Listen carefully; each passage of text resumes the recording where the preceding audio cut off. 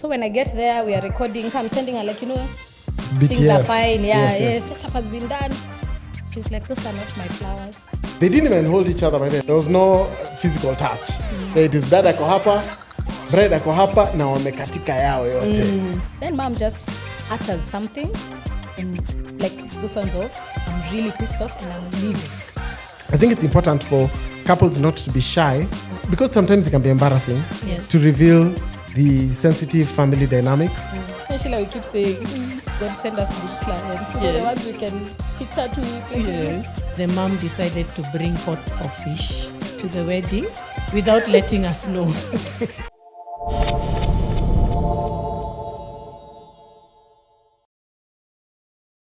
From Niyara Weddings and Tedmade Studios, welcome to Weddings Bila Filter, the wedding conversations we're never allowed to have. This is a podcast where we honestly talk about what really happens behind weddings here in Kenya and in Africa. The beauty, the fun, all that good stuff. But we also talk about the awkward moments and the challenges that we face, and the conversations that we would rather not have in public. But here we are having them in public. So if this is your kind of conversation, your kind of vibe, please consider subscribing. My name is Kimari Maina. I am an event host and master of ceremonies for weddings and corporates, both here in Kenya and wherever you might want me to go in Africa. And today I am joined by two very lovely ladies. I have promised the production team I will try and keep this under an hour. I doubt. But let's see how it goes. On my far right is Sheila Munyiri. She is an event planner, both weddings and corporates, with Jamboree Event Planners, with close to 14 years now of experience in that space. And right here next to me, we forced her to sit in between us so that we can balance the energy, is Angela Cheriot. I don't know whether people know you by your second name. Most people know her as Cherry Cherry Events, which is her company.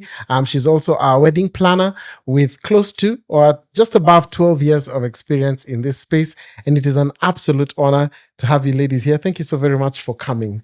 Santeni tena sana. Thank you for having us. We always begin by taking a trip down memory lane and remembering either the first wedding that you did or the season where you had just started planning your, planning in your cases. And we'll start with you, Sheila. Do you remember your first wedding? And if you do remember your first wedding, what is the one thing that stands out to date as a memory? It could be a memory where you just look back and you go like, Sheila, well done. You did a good job. Or it could be, Sheila, what was I doing on that day? Could you tell us about that first day? Yes, I remember my first wedding, paid wedding. Yeah. Because most of them, before you get into it, you're probably just helping friends. So those ones have zero pressure. Yes. It is when you start receiving money. What happens, it's when they pay you. So I remember fond memories. I actually feel like I did a good job. And even the clients told me that after. Yeah. But there's one thing that stood out when the mom decided to bring pots of fish to the wedding without letting us know. Oh, this must have been. Yes. A wedding from the lakeside. Yes. She didn't let us know that she wants to do that. So we just saw random fish as we are sitting there, and I could see the bride looked mortified. Everyone looked mortified because you can imagine with health and safety. Right. And then you're looking after. It was about a 300 people wedding. So it was, we hadn't found out if there's anyone with allergies. Mom just decided. This is seafood. You're right. I'm reinventing the wheel. Okay. Yes. So what went down? First and foremost, did the caterer receive? The caterer is the caterer supposed to serve that fish, or did she come with people to? She didn't come with people to serve. She didn't even come with cutlery or anything to serve. She expected the caterer to take over. Okay. Yeah. But the caterer now explained to her about health and safety and things like that. So, Mom ni nani? Those bowls were taken to people's tables. Oh, wow. Yeah. Oh, so the caterer refused to serve. Yes. For understandably so. Her own maybe industry. explain to people why that's a huge risk for a caterer to take someone else's food and start serving it. Okay, so caterers have certification, first of all from the Ministry of Health, and also their own training. and food handling is one of them. So by the time your food comes to the table, you've already trained your staff. So I can vouch for Kimari as my worker, but I may not vouch for Angie because I don't know where Angie has been. There's tests that are done. There's cholera. There's all those tests that are done behind the scenes that many people don't know. That's even why sometimes you'll see we do food tasting. We go to their kitchens, we visit, we make sure they are certified before we even recommend to clients. So the caterer didn't know where that fish has come from. She didn't know where it was cooked. She didn't know how it was handled. And as I said, fish is sensitive. So she just said no. So that's already a fantastic planning tip. If as you plan your wedding, please make sure that your caterer has the necessary certification. Yes. And hopefully we'll have a caterer in one of our episodes if we haven't already. And let's see if we can ask that question. Yeah. So what then happened? She took them to fish was people's served to tables. people. Okay. I had a good MC, Damiano. Right. So he this show we love to give shout outs. So shout out to Damiano Timothy from Mastercraft Entertainment. And we shall leave his contacts here below. And we were actually as new as each other. So, but we worked very well, and he was able just to let guests know that this is something from mom. Yeah. It's full disclosure at that point, because at the end of the day, as a professional, if something goes wrong, people will just remember the way that food made us sick. I hope nothing went wrong. No, nothing went wrong. That's Thank good. God. Yeah. Yes. How about you, Angie? Do you remember your first wedding or your first wedding season? The first maybe 10 weddings. And is there a memory that stands out for you as a planner? There are quite a lot, but I'm just trying, as most of them are more of learning curves, Okay. because when you're starting, there are things that you've not put in place. You learn with every wedding that, okay, I should be double checking on this or that. Yeah. So I had a bride who we planned everything out. And every time we met the decorator, she kept saying, I want yellow tulips. Yellow tulips. Yellow roses. Her wedding was yellow. Okay. So she kept saying, I want yellow roses. And kumbe all along she meant tulips. So now on the day, the way you go to check if the wait. So she wanted yellow roses. No, tulips. But she kept saying yellow roses. Yeah, she kept saying. So everybody knows this is roses. In fact, she was referring to them as lilies, actually, not even roses. Yeah. Roses. So she kept saying lilies. So toward that week, the decorator is like, lilies are not in season, so we are not getting lilies. But we'll just put something together. Yeah. So when I get there, we are recording. So I'm sending her things are fine. Yeah, yes. Stuff has been done. She's like, those are not my flowers. And flowers were everywhere. Yellow roses. Yeah, this is the day of the wedding. All along. So now I started learning, it's important to have photos, pictures, make sure the bride is telling you, this is what I want. They might not know what that is called, but this is the chair I want. That's what this is what I want, So I learned with that it's important to ensure there's pictorial. So then how did you manage this particular bride? I mean, it's already done. It's already done. Flowers are bought. Yeah, it's already done. Yeah. So it was a lot of talk, just understand. And the guests were very happy. Oh, wow, they've never seen so many yellow flowers everywhere. Because everything was just yellow flowers. They were the statement of the day. Yeah. So I was like, just nobody knows that you wanted tulips. Yeah, but all along she didn't know what tulips were. She kept saying lilies, roses. She wanted tulips. A lot of learning. For me, it was a lot of learning curves, yeah. And then another one I can remember, I think I did a really nice job. The way you land a very big wedding and you're just starting. So it's high budget, 800 people. And I think what that taught me was to master my emotions or control my emotions. So all along in the meetings, I could sense, the way one parent wants someone else and you have been brought in. So I was brought in by one family, but the mother of the bride wanted another planner. So everything I would do, it was wrong. Yeah, everything was wrong.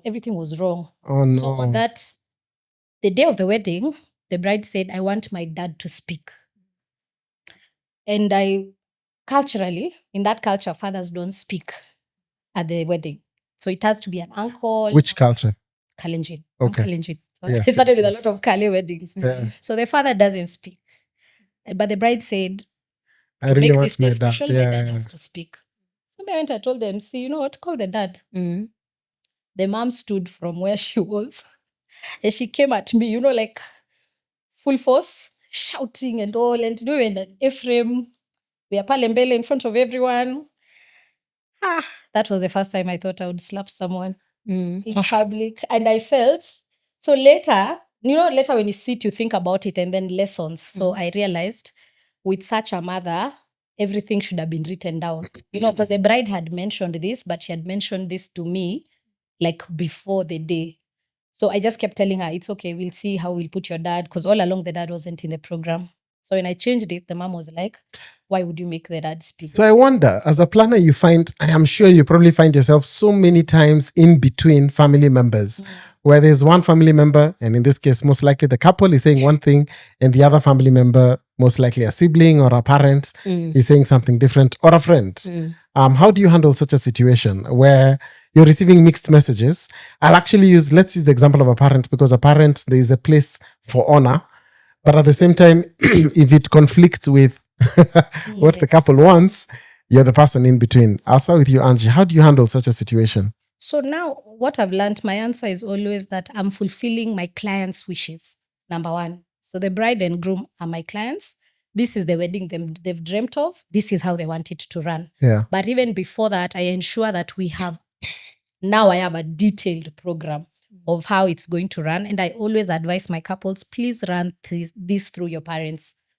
Because they're part of the main show, you know. Yeah. You can't ignore mom, you can't ignore dad. Just make sure that they know this is the program. Right. This is the expectation. Let them give us their comments. If we're not comfortable, We go back to the drawing board. Either we go back and edit, or we are not editing and we are moving on. So for now, my answer is always, this is what the bride wants. This is what we are doing. Okay. Because it's very risky to say you'll change something up and then you need to remember who's paying you. This is true. Yeah. That's true. Or perhaps the people paying are the parents. Yes. So you have to remember again, whoever is paying you, you try and balance it. How about you, Sheila? For me, same thing with contracts. My contract is very clear that the bride and groom are my sole clients.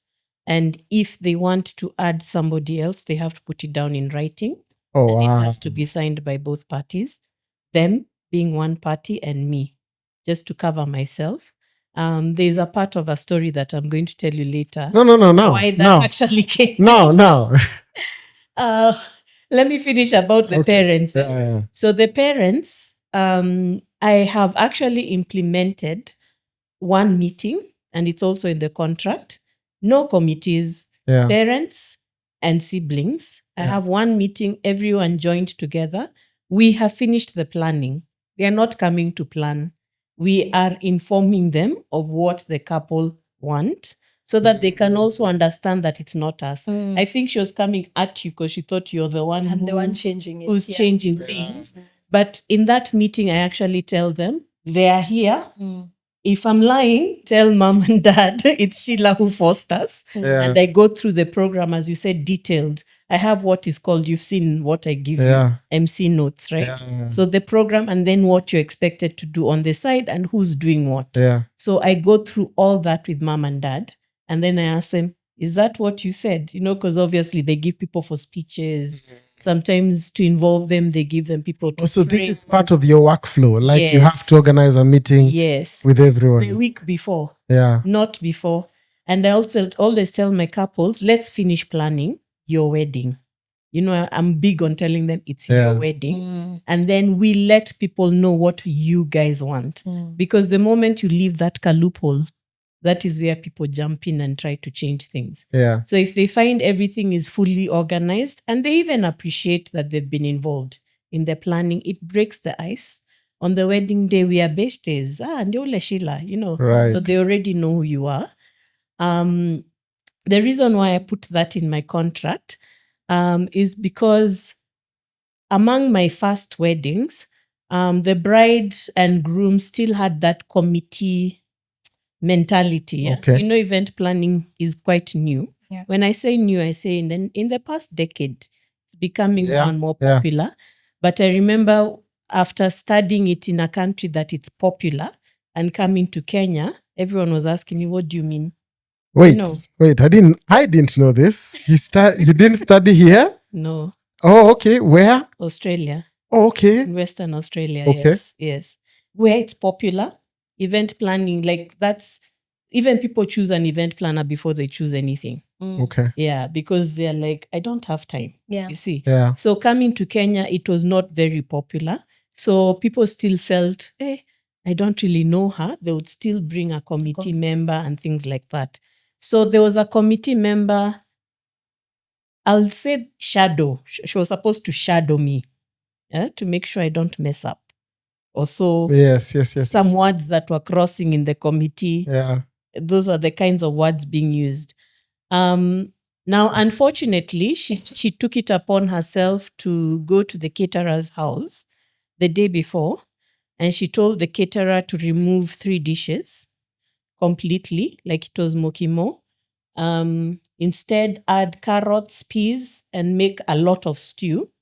The bride was very, like she said, Sheila, I know my stomach. The only thing I can tolerate is mokimo. The groom is a Kalenjin, so there was a lot of meat, but she was from Central. I won't say where, but Central-ish. Ni sawa, ni sisi, by the way. Yes, so wanaweza weka 2 and 2. So we had everything for Kalenjins. Cow meat, like everything was there. That was the one thing she wanted. And her friend called the caterer and changed it. Yeah. So once she settled down, brides are usually nervous. You know that, like they really want their wedding to go well and they don't know what will happen. So finally, when she was settled, speeches had started. She's like, now I can have my mokimo. Which is not going to get her mokimo. Up to this point, my assistant had not even noticed that had been changed. Okay? So I went and I said, can I have mokimo? And the caterer looked mortified. Yeah. Like, what do you mean? It was changed. I said, by who? So she told me, this other person called me yesterday and told me that everything has been changed. So I asked her, why didn't she call me as the planner or the bride to confirm? Because she's in the committee. Yes. But I was told she's the one working with you. So I said, but don't you find it weird that as me, the professional, did not call you to confirm? Yeah. So now breaking it to the bride, because you have to, unless mokimo can be cooked in 2 seconds. Yeah. What can you do? Nothing. So I had to just wait for the bride to get a minute. When people were dancing, I had to go and whisper to her. Unfortunately, that's not there. What else do you want to eat? So it didn't click at that time. So she said, chicken. I said, okay. Took off before it clicked, but later, that's when it clicked. By the way, why couldn't I get mokimo? And it's the one thing I asked for. So this is why you changed the... Yeah, but who abides to contracts? Because it is possible in such a situation. I'm just curious.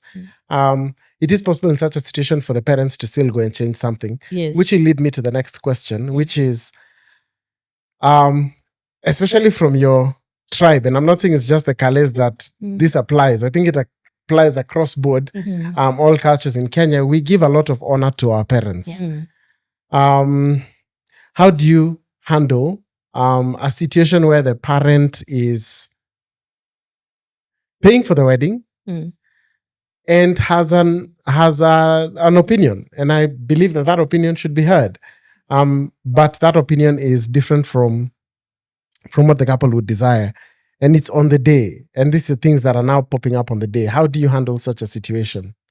How do you preserve the honor but yet also tear the couple? How do you do that? Who hired you though? Who's the client? Yeah. Okay. That's the baseline. Who's the client? Who's paying you? Who's the client? Yes. Whose wedding is it? And from the word go, use kizana. Okay. That's the thing. We try to hide and say, oh, maybe I'll lose the job. But it's worse if you get to that situation and then it it's blows happening. up than you being straight from the word go.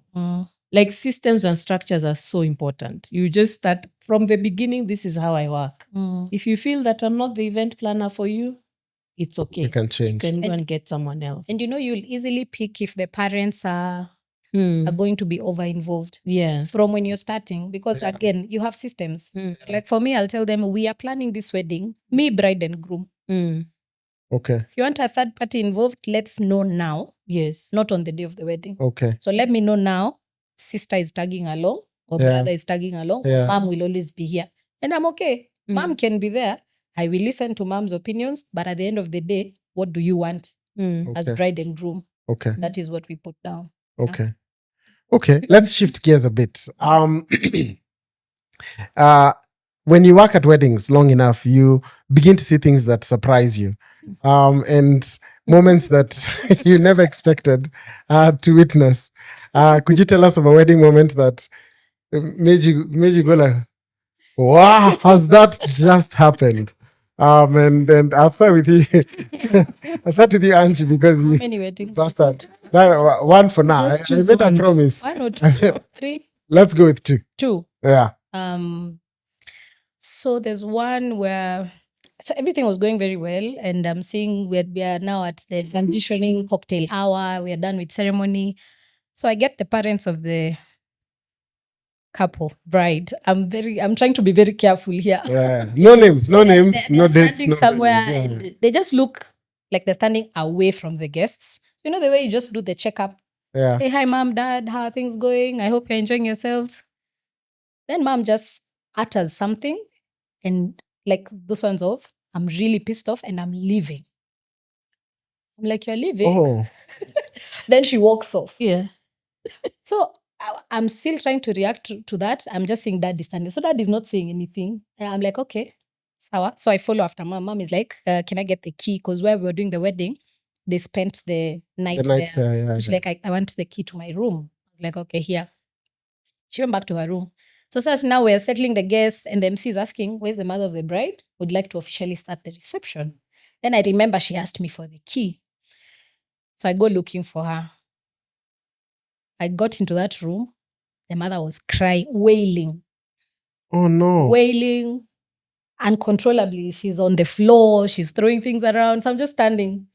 And I call her, I'm just like, sorry. I don't even know what to say. Yeah. Sorry. Whatever it is, I'm sorry. I'm like, which vendor?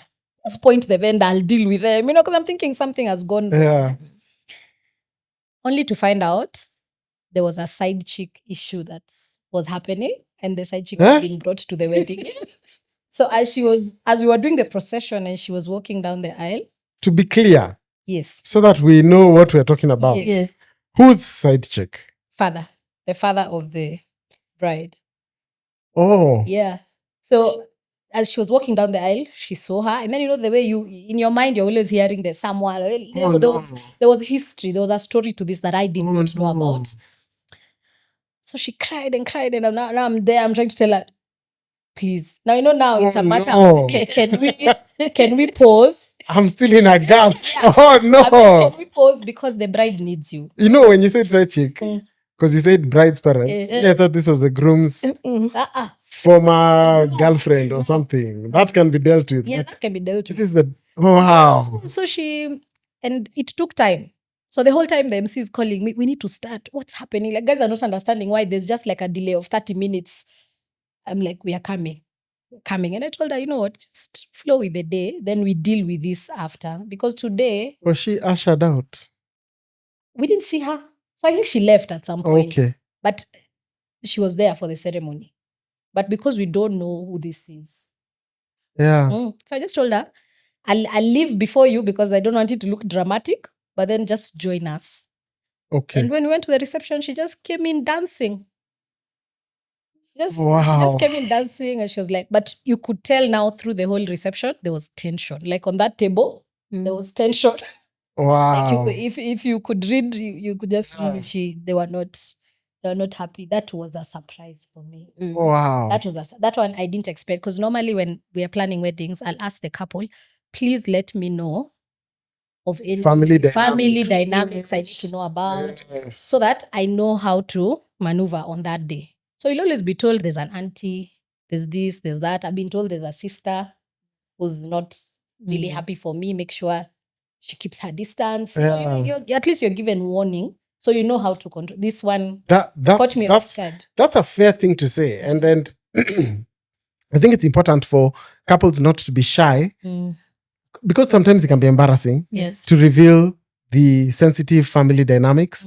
But sema tu so that watu wenye wanafaa kujua wajue, so they know how to handle it. Yes. Yeah. No, it's very important we say because weddings are, our job, I think it's just about managing emotions. Because the vendors are vendors we are used to. We know how they work. We have recommended them. Things are perfect. But then now we are meeting this family that we don't know. Two families being brought together, different personalities, emotions are high. Everybody wants, some are and when we see emotions being high, it's both sides. Yes. Like they're very happy. They could go to the opposite end. To know, what do I need to look out for? Other than the emotions that I'm dealing with. It's very important. Yeah, it's very important to share. Yeah. How about you? Now usisahau ya pili. Usisahau ya pili. Actually, anything that was a surprise. Just to reiterate what you've just said, more than once when the vote of thanks is being given, the client goes like, and to our counselor Sheila. It's like, if it was not for her, this wedding would not have happened. Wow. Because you have to learn how to balance. So for me, I said it before. I'll say it again. Yeah. I think if you've been in the wedding industry more than 10 years, you should automatically be awarded a degree in counseling. Counseling and psychology and therapy. And then you have thoughts. You do. You're a human being. Yeah. You have thoughts, but as the leader, because you remember the staff are also relying on you to solve this problem. Yeah. So as a leader, you put those thoughts in the back of your head and you actually now listen to both sides and try to, bring them together. Yeah. Because at that point, we're in the wedding. What are we going to do? Yeah. So, and then you also try to save them the future embarrassment, Hey, kwa wedding, how they fought, Yeah. So for me, the biggest surprise was we've planned the wedding. Everything is okay. I think even instincts comes into play a lot with us. Have you sometimes sat and you just thought, should I really do this wedding? Okay, then you pray about it and then you're like, God has got my back. Yeah. But kumbe, it was God telling you, run. So we planned the wedding. All along, there was something a bit off with the groom. I also noticed a few times he would come like extremely intoxicated. Extremely. I don't know on what. Yeah. And the bride was not around at the time. So I had to rely on him for a lot of the planning. Eventually, long story short, on the wedding day, we had planned that it's going to be a certain religion and the priest was going to be from that religion. And for some reason, the family did something and it was not possible. And they changed the priest on us to a family member. So the bride, as I said, is not somebody from Kenya. So in many of these countries, even that's where I did my training, what somebody tells you is what it is. Yeah. It's not EV like Kenya. Or, it didn't happen. So we decided to know. People are very straight. So the mom, we walk into this ceremony. We've already changed it, by the way. It was meant to be church. Just to be clear, when you say religion, yes, we're not talking about the different denominations in the No, it's same denomination, but different. It's like for example, Christians, but Catholic or PCA or ACK. Yes. And which can still be hot. It can be hot because this particular denomination does not allow certain things. For example, like a wedding in the gardens. But what mom was not told. Yes. Like what mom was told is that because the paperwork, the e-citizen paperwork had not come in, so we've decided to do a blessing instead of sending people home, and then we'll do the church wedding in church. But the priest has agreed to do it. See, mom has come for rehearsal. She knows who the priest is. So she walks the bride down the aisle just fine. And then now when he says, okay, welcome everyone, have a seat, she stands up and she says, objection. This during the rehearsal. Perhaps During the wedding. Oh, sorry. She's walked the bride down the aisle. She says, I'm Oh, the objecting. rehearsal had her person, Yes. And then today, but the wedding has a different person. Yes. So she stands up and she asks the priest out loud, are you from this religion? And say yes or no. And of course he wasn't. Oh, no. And she took her bag and she grabbed her husband and they took off down that same aisle. Bride is running down crying. Groom is running down crying. I'm looking at the auntie who was supposed to talk to them, and I was very, very clear I'm not for Please this have this idea. one. Yeah. I feel like we should really tell them in advance. And I was put aside. I know what I'm doing. So I just came to her and I just told her, now we need to go Manage. and deal that. How did the wedding continue? The MC now took over and just said, there's maybe a few misunderstanding. Let's just move on to the next parts.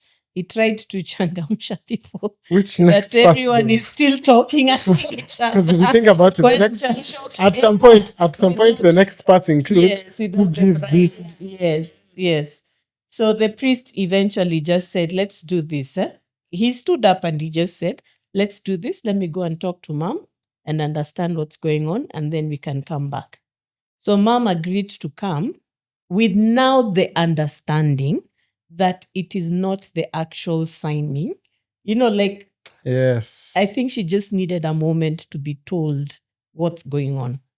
Yeah. Which goes back to what we said, like involve your parents, Yeah. let them know what's happening. Yes. And yeah, Yeah. And things that's would be made what you much were easier. saying. Sometimes the parents can overpower you. Like you, and the problem is also the groom also was at fault because he should have stood up yeah. to his family and said, I think what Sheila is saying is true. Yeah. I said, these guys are die hard. Cathos, you don't joke with them. Yeah. True. Yeah. The way they fuata things is the way it is, So I said, hey, may I have my family, some of them are Catholics, and I am seeing this becoming a disaster. Yeah. So at the end now, it did become a disaster. I think they did not count on her having such a reaction. Most of us Kenyans hatupendi aibu. And we don't like conflict. So even if we see that, we would just sit there quietly and go like, why isn't this a Catholic priest? We'll ask Mama Nani, Yeah, later. but we won't bounce up. Yeah. For them, they are very honest. They'll just stand up and ask, are you or aren't you? But eventually they did come back and She came back, yes. the wedding continued on. Yes. Was the reception fun enough for us to forget? Yes. Okay. The reception was really, really Okay. nice. I want you to give a special mention to the MC for that. For that day, the groom will be sitting. She said the MC, she said, Oh, so we'll figure out who. Sorry, sir. Moving on. I'm talking about him. Moving on. Yes. Angie, you had a second story. I think another thing that surprised me was, so imagine you have this bride, and every time you meet her, she's bubbly and lively and things that you're like, oh wow, we like nice brides. We keep saying, God send us good clients. The ones we can chit chat with. Like, you're close to becoming friends. Then I get there on the day of the wedding. She's in a foul mood. Like, foul mood to a point. The hairstylist cannot work. The photographer is telling me, like, she's not, nobody wants to be around her. I'm trying to find out what's the problem. And she's not smiling. She doesn't want to talk. I have never seen this side of her. Very many months of planning.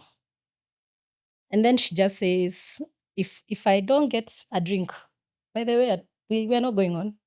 And we're not moving from here. So we start looking for a drink. Water. No. Not water. I know what you mean, but yeah. So, and I think what surprised me was I now realized she needed the drink to function. So I think like when we were meeting all along, she was happy. She was watered. She was watered. So she was happy. And I never picked it. Yeah. Till that day. And let me just say, I don't want to say the town. There's so many things I can't say. But we were out of town. We had to start looking for our wines and spirits. It was not funny. in the morning. You can imagine what time makeup happens. So you're driving around.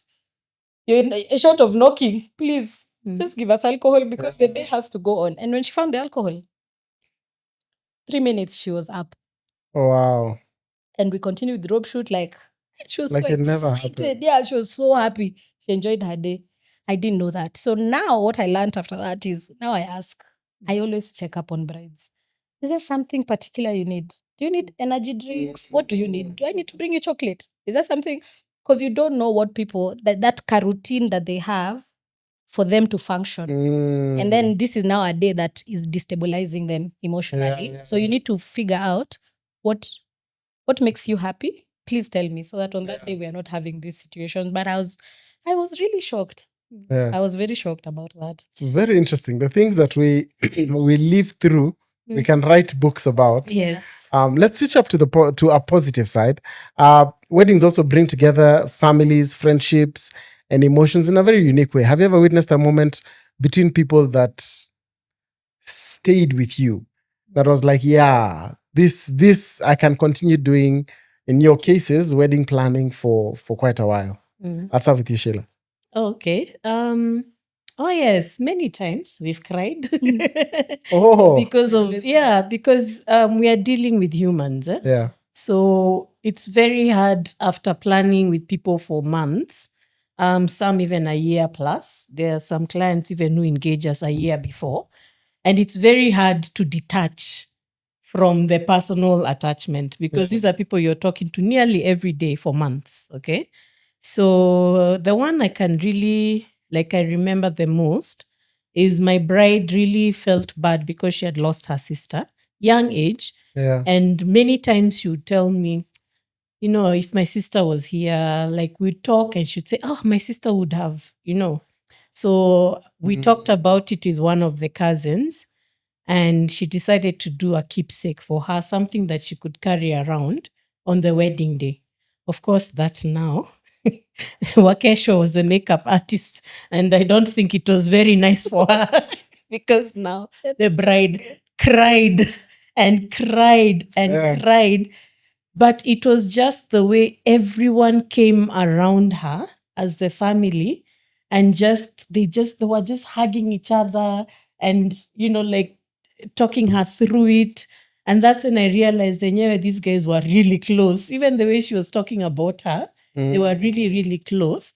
And, now the cousin is like, oh my God, did I make a mistake? And then she said, I thought of so many ways. Even we tried, like she was saying, let's put something on the seat. Then she says, let's change it.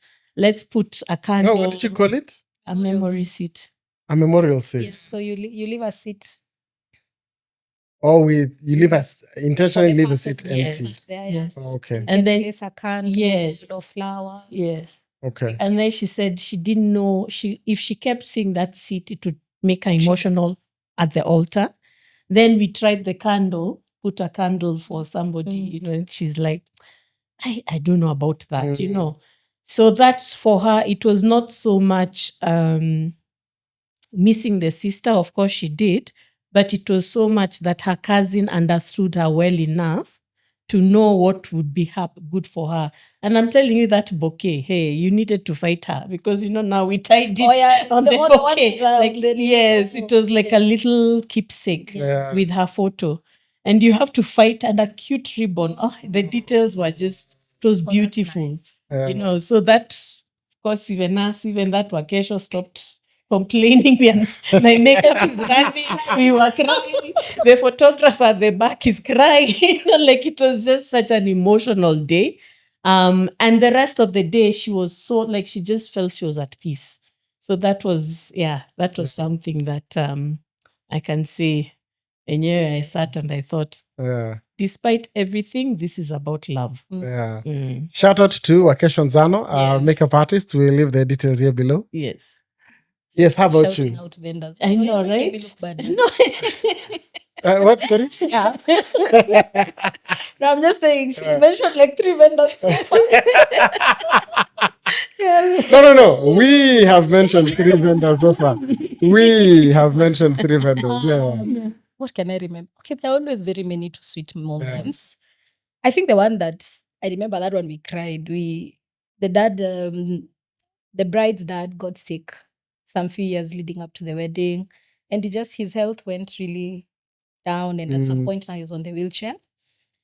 So the way when you're rehearsing, you're telling them, so let dad be wheeled in, then he'll be placed at the front, then he'll just hand you. These are such sensitive moments. Yeah. Wow.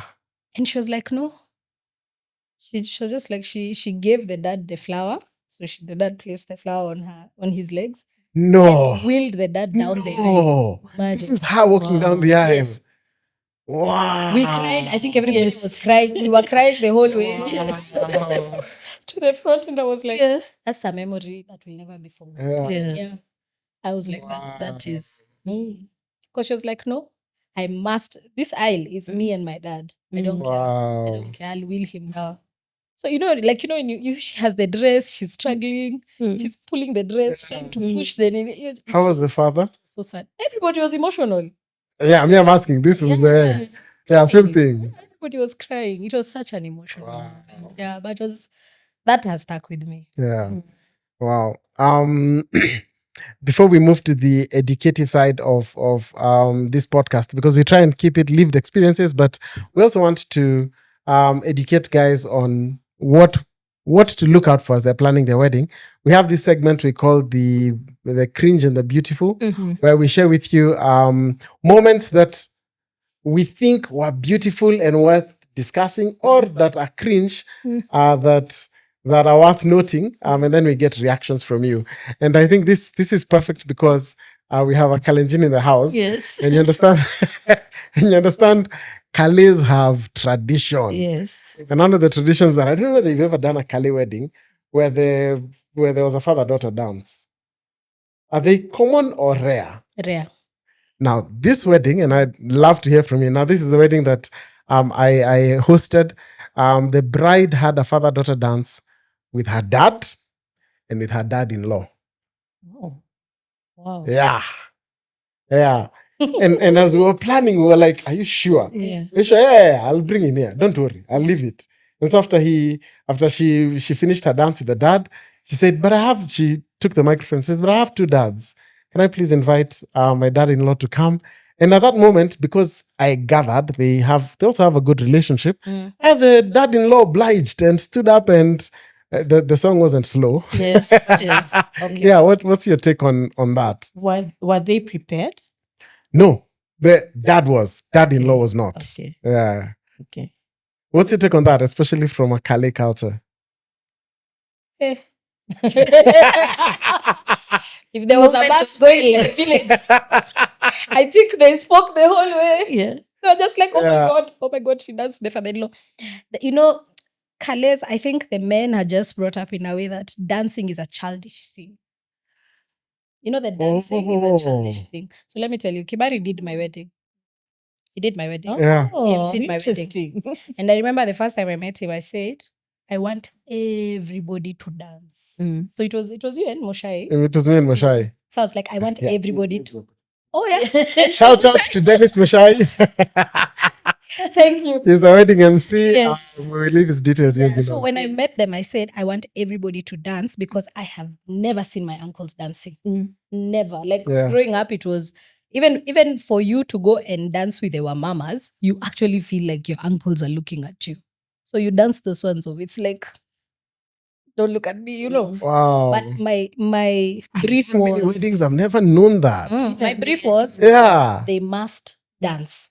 And to date, they still talk about it. Wow. You made us dance. Yes. Because it's not common knowledge that they will stand and dance. They won't, hiyo ni maneno ya wamama na watoto. Yes. Wamama na watoto watadance. Yes. Yeah. So when I hear that, I don't know. Because even for the Kale weddings I've done, I can count by hand which ones I've had a father-daughter dance. Yeah. Very, very rare. It's a rare thing. Maybe the Kalenjin tradition. I'm also a Luya. Also, the men are, we are masculine. Yeah. However, I grew up with a dad who hugged us, asked us, how was your day? So for me, I think that's sweet. However, I feel like you need to prep someone. Yeah, I don't know, just prep them. Yeah. You know, because during weddings, people become mushy. Yeah. You've seen even people are telling, my dad won't do that. He won't do that. The number of times I've been told. Yes. Yeah. Yeah. They surprise you. We want a very mature MC, but somebody who will still know how to work with everyone else. You know, so I got Peter Gitao. You know, that's the good balance. Yes, you know, that's- he's yeah, been that's- there yeah, for that's- years. He knows how to Yeah. handle people, you know. Crowd, yeah. Give the shit. And Dokina, Yes, okay. MC Peter. Peter Guitar is amazing. Yes, He's he is, amazing. you Yeah, know. he's good. And I'm telling you, by the end of it, even Dad, the one we were being told, is the one who's saying, MC, hatujacheza kutosha. Yeah. So people become mushy, but it's the in-law one that I was like, That's sensitive. I know how my dad would react. Of course, you would know how your dad would react. But the in-law, they must be very close. I gathered eventually that these two families had come really close. Yeah. That would allow for it. But even for me, it surprised me that it worked. Yeah. I didn't expect it to work. For the dad, I expected it to work. But for the in-law, I was, and these are two Kale families coming together. I was like, wow, this actually worked. But it also taught me one thing, that why do we, when we are thinking fast dance, have to think about, why do we automatically assume that it's a slow song? A fast dance, slow songs are American, slow songs are more Western. Why don't we do fast dances with our songs? And most of our songs are fast and energetic. And so why don't we do fast dances with her, which is what this bride did. Yes. So her first dance, both dads were Kale songs, were fast songs. They didn't even hold each other by there. There was no physical touch. It is dad ako hapa, bride ako hapa, na wamekatika yao yote. Yeah, and then after that, the other dad came and they did the same thing. Song changed to the songs that the dad enjoys. Yes. And the dad-in-law enjoys. And they had a fun moment and it was special enough and we moved on. Nice. So at least that's what I learned. Yeah. Wedding planning. What in your opinion would you advise couples to do to enjoy the day rather than stress through it? Because understandably so, a bride wears two hats. First, she is the planner. She's the one putting this event together. But then on the day of the wedding, and by say bride, I mean both, of course, bride and groom. But on the day of the wedding, they also become the VIP, the guest of honor. Yes. And they need to, what would you advise them to do so that they can enjoy each moment of the day? I'll start with you, Sheila. So that counseling, we started from the word go. Yeah. So it helps, and this is something that I got feedback. It helped that when you tell them about your experience, it helps that it creates that trust already, that my event planner is very capable of taking care of everything. The other thing is remind them that this is the one day. You can't repeat. You can't go and look at your video and say, let's delete that and redo it. Yeah. It's done. So once they go in mentally like that, I feel like they are more conscious to be present. Okay. They've told you every single thing. And that's the other thing, you know, like when we tell them, tell us everything. We are not saying because we want to be nosy. We are saying because we want to be able to prepare for it. Like there's a bride who was pregnant. She didn't tell me.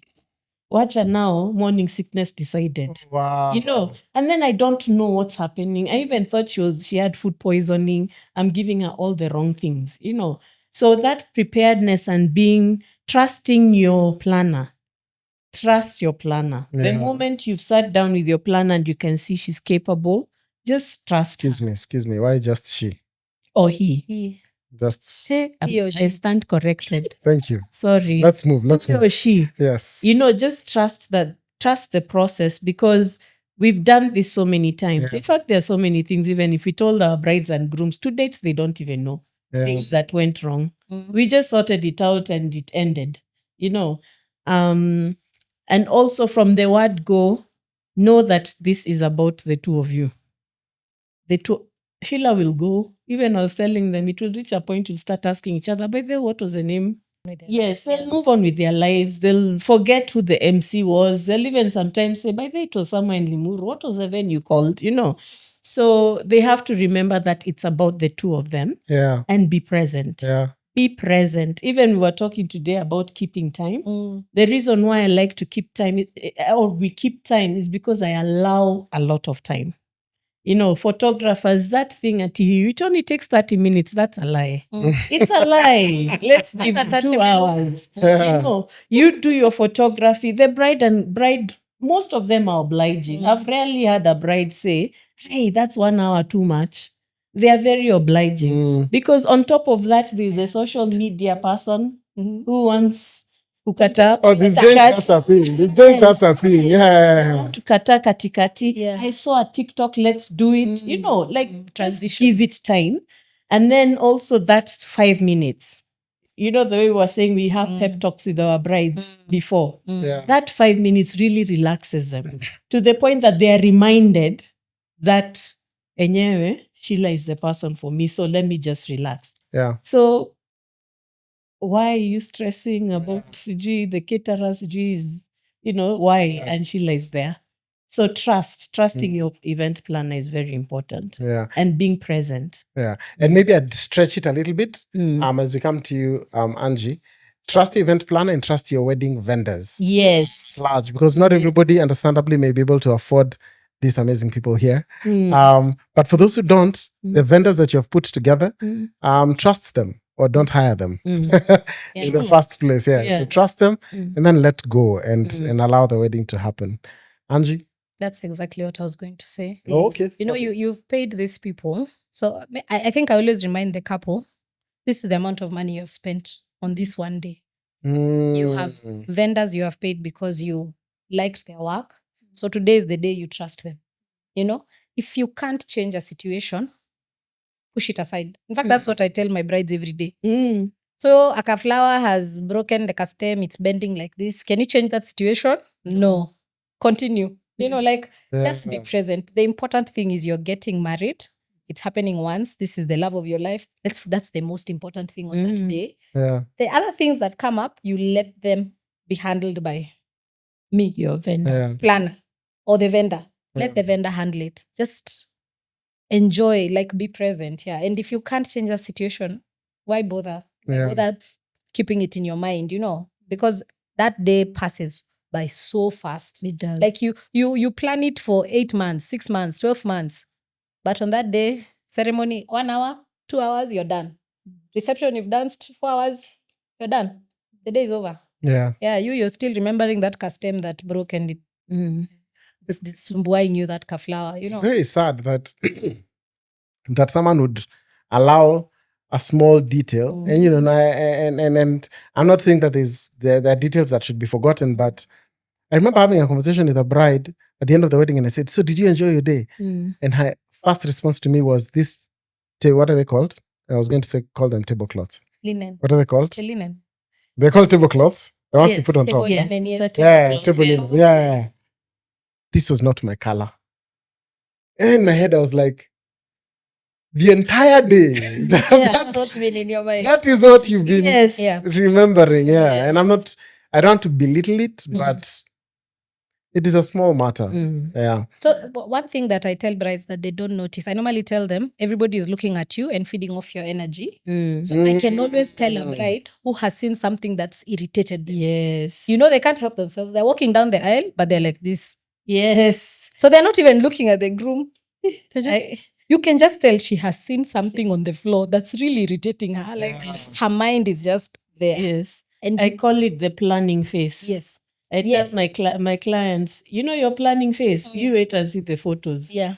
And it shows on they the are photos. the ugliest the faces. planning phase. Yes. Because you can just tell you're thinking looking about around, something. you're assessing, and then you're like, hey, what is that one wearing? Why is it blue? So you can tell from their face. You can see it. Yeah. So I normally tell them when that day is starting, I'm like, remember, this is like a production. So in the morning we say action, we are going. If you fall when you're walking down the aisle, stand up, fix your dress. Even I did a wedding where that happens. Yes. Oh, yeah. yes. Where the bride fell. And then she did this. Oh, nice. This That's is so nice. this is during the when did this happen? When we were exiting. Mm. Oh my gosh.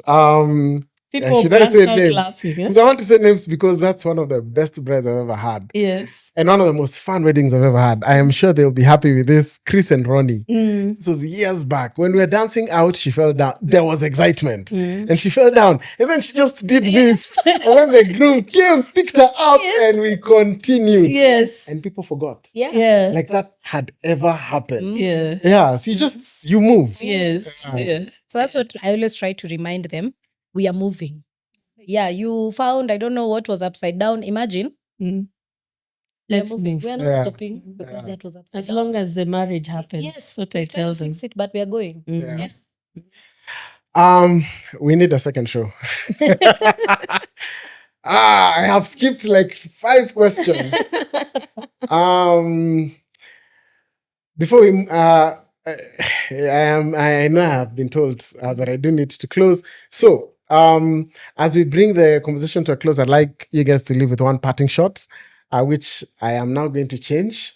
So yes, we usually do try to prepare, but conversations digress like today.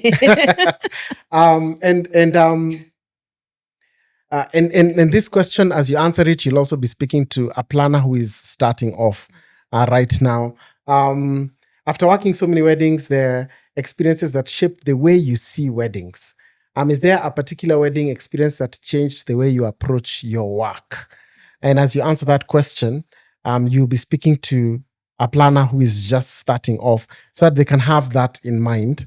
And because I know I've just dropped it on you guys, I will allow you to think about it as I give a shout out to the people who make this podcast possible.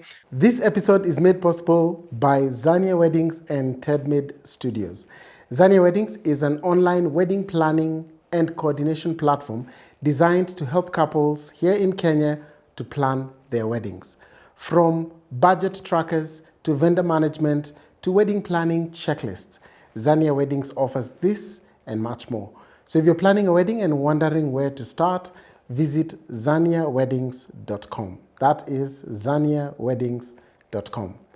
Tedmade Studios is a passionate team of storytellers, creatives, and strategists producing high visual quality content.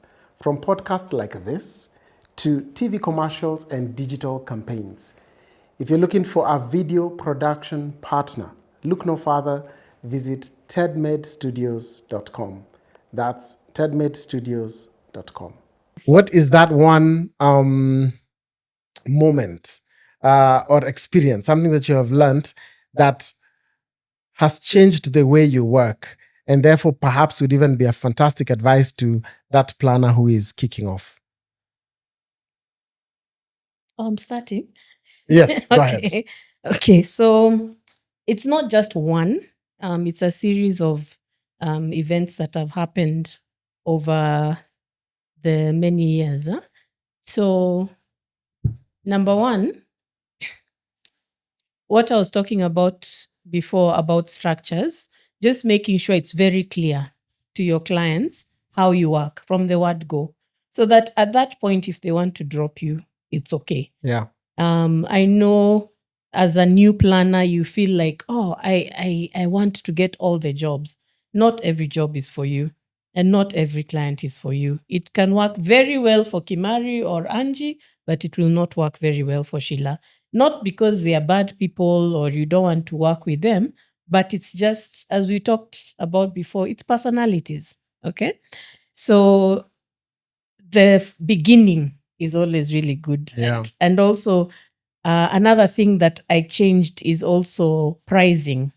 And reason being, I noticed that sometimes clients don't appreciate you adding things on the side. Yes. It blew up once in my face. And I thought to myself, enyewe, if it was me, and a few months later, I realized this client is asking for so much, and yet I had not put it in my budget, it would not go down well with me if you start adding costs.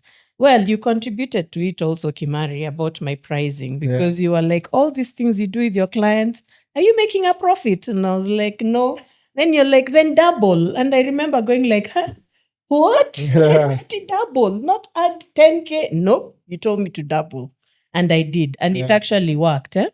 So that's one thing that our new event planners need to learn. I know they cannot jump and start charging like a 10-year-old planner, but they cannot also charge so little that you're waking up to go and do a free event. Yeah. That doesn't work because number one, you'll pay the staff that you pay because you're paying staff. You can't do it by yourself. You're going to pay them less than they deserve. So what are you going to have? A lot of turnover. And the more turnover you have in any business, it will never progress because now you're retraining and event planners, we don't have time. I know even when you were trying to get in touch with me about this podcast, I was just like, just send. I will read. I'll read at 3 a.m. You know, like on the phone, itakuwa ngumu sahi, but I will be able to read at 3 a.m. But you need the staff to make sure that it works. So that thing of underpricing and things like that, look at it very well. Make sure that you're making ends meet. Yeah. Make sure that you're paying people the way they deserve. Another thing is respect. I found that when you show your vendors respect, your event will go very well. Yeah. Yeah. Like just remove that they are here to work and remember they're also humans. Okay. So of course our job is timekeeping. We have to manage time. That is my job. Yeah. That is my job description. Just the same way a photographer, if they rock up without a camera, where are they going? Wait. To be clear, when you say respect, you mean the planner to respect the vendors? Okay, Yes. go ahead, yeah. Yes. And also, in extension, keep reminding your couples the same thing. Because there are a lot of people who believe because they paid you, they can treat you the way they want. But I call it the employee mindset. Yes. But I remember there's a photographer who told me, Sheila, what do you think I should do? I'm like, I've given you 2 hours. Do what you need to do. You know, this is the timeline. This is where we are supposed to be. Use your creative imagination because I'm not a photographer. Yeah. I'm a planner, and that is the lane I'll stick to. If you feel that this client would like this and it's something you've talked about, go ahead. If you feel that and the client has been very clear on what they want, just go ahead and use your creativity. You know, that respect of somebody else's trade goes a long way. Because even when you call that vendor, and there are times where somebody has let you down and you have to call another vendor. You have to wake somebody up and they'll come very fast because they're like, it's Sheila. You know, I'll confess that I too had to change my perspective, especially when I used to plan weddings. And I remember seeing myself in a young planner, and this young planner she was throwing orders around. And then I could look at the people who she's speaking to, combined years of experience in the wedding space was plus 50. Yeah. And I'm saying, you were like 3 years into this space. Yes. The way you're talking to this caterer, I remember at that time it was Divine, Tush, Wayfarer. Yes. Do I remember who the photographer was? But the way we were being ordered around, it's like, msichana. Come down. Yes. Yeah. Yes. And I saw myself in her. Yes. And I realized that hata mimi ninahitaji Yes. Kuwekwa kwa kona. badilika kidogo. Yeah. See, it's a high pressure job. And the client sometimes even never meet the other vendors, to be quite honest. You can do a whole event and the client just tells you, Sheila, I don't care who you bring. I've come to a wedding that you did and everything was perfect. So you bring your vendors, you do the contracts, do everything. So the person they know is you.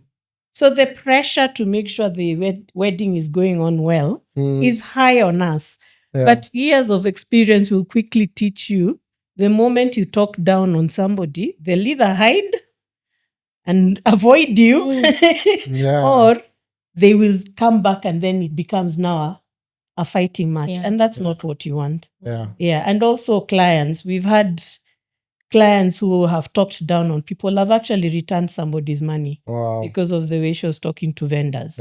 Yeah, it was just like, no, I can't work with you. Respect goes a long way. Yeah. Angie? For the new planners, Yes. make sure everything Based on your make past sure experience. you have contracts. Make sure everything is written down. Make sure there's no conversation happening between a vendor and a client and you're not in the room.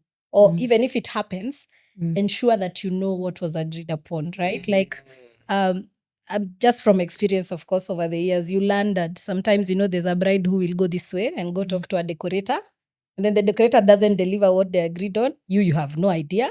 And Then as you're in you the say, middle. you're in charge of the day. Yes. So you're like, Yeah. the setup looks amazing. The bride is like, no, No. I said she needed to add burgundy mums. And they're like, huh?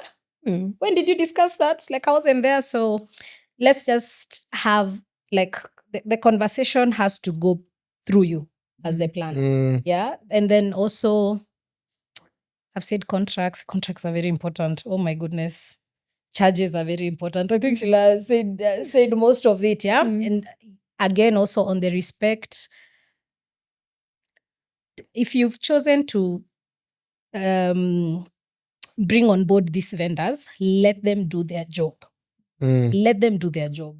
I can't be a caterer. I can't be a photographer. I can't be, and being a planner doesn't necessarily paint you. There's a way the movies have painted planners to look like mad people. Like they walk into a room and they're like, excuse me, I have arrived. Plan, stop, plan. Personally, I don't work like that. Sometimes I'm very quiet. I've been told I'm very quiet at a wedding. Back people are wondering, because I like to stand on the side and be like, do your job. Yeah. So you know what woke you up, what brought you here, you do your job. And as long as everything has been communicated, it will be fine. Yeah. You don't have to be disrespectful. You don't have to shout. Let me ask you the same question in a different way.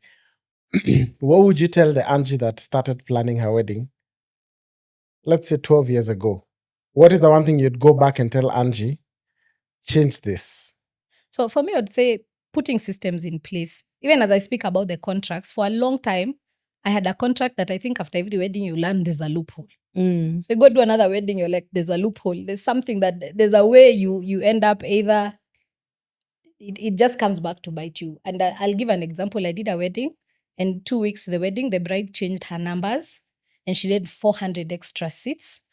And it was a simple, bride needs 400 extra seats. Okay, I'll bring.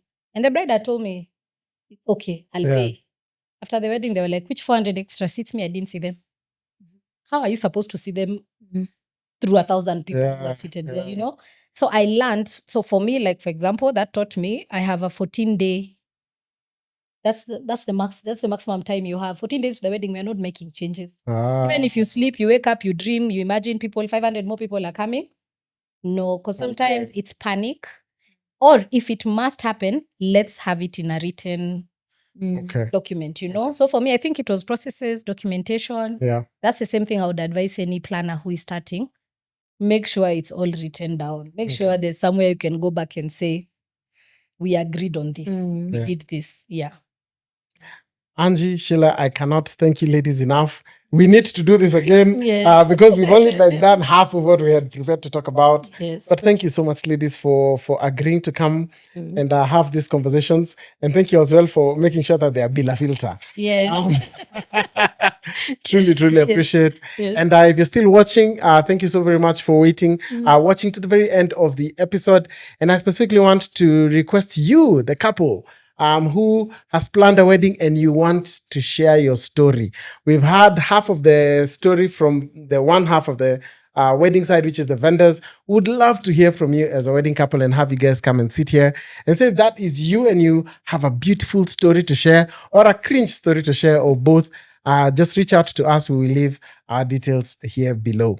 And if you enjoyed this conversation that we're having, please show us some love by leaving us a like in this video. And if you like this content and you want more of it, consider subscribing so that we can let you know when we upload new episodes. Thank you so very much for watching. See you in the next one.